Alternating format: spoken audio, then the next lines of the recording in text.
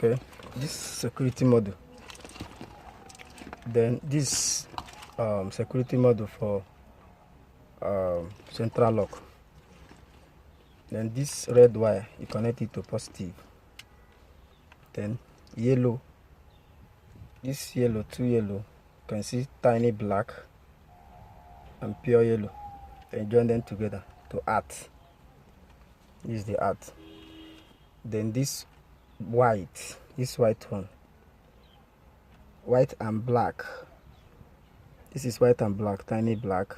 Then you join it to one of the opening of this central lock. And this plain white, you join it to one of the other up and down of the central lock. That one must be that is lock and open. That is this function of these two white wire. Then which other thing? Which other one? Then this black, you join it to black from the art, so that you can connect these two yellow. These two yellow now, join it together. Then this is how it works. Then this is the remote. If you press lock, it lock. You press open, it open. This is how it works.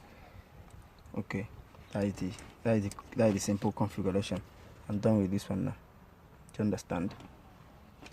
This one, lock, opening, state dice, direct current. This is art. You join the two yellow to art. You can see how it runs.